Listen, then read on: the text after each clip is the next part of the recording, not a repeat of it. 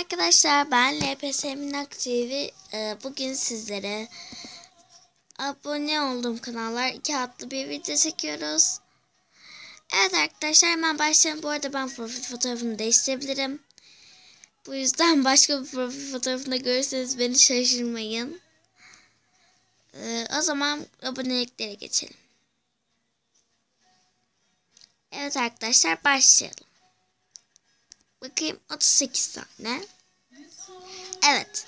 İlki kimmiş? LPS Minnoş. LPS Menekşe TV. MLP Sevimli.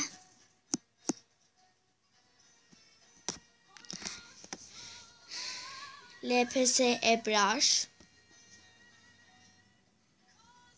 Pembe Şeker TV. Evcilik TV. LPS Bilge. LPS Kiraz TV. LPS Lidl's Pet Shop Türkiye. Minişlerin resmi kanalı. LPS Sweet Sugar. LPS Minbon TV. LPS Şekercik. LPS Pinipon. MLP Kristen. LPS Mini.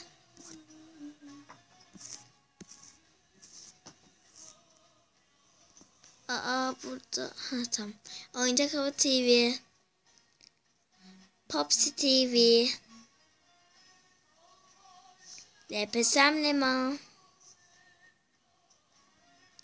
LPS Pompon TV. Minişler Cupcake TV. MLP Fluttershy. LPS Puffy TV.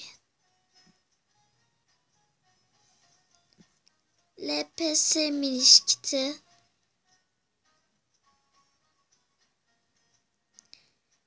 LPS Miniş Tiyatrosu. LPS Pudding. LPS Miniş en çok izlediğim kanallardan biri. Ama biraz daha sık video eklese açıkçası daha fazla takip ederdik. LPS Aybüke. LPS Elif LPS. LPS Minnoş. Kakik Valsi.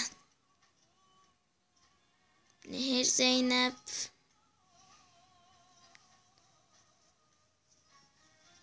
LPS Kendi TV. LPS Hikayeleri. LPS'm Kawaii.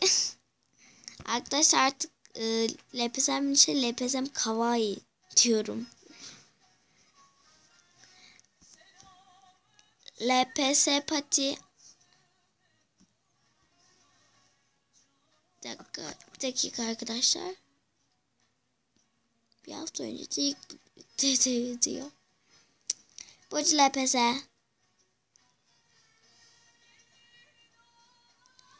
Kağıttan Dünyalar.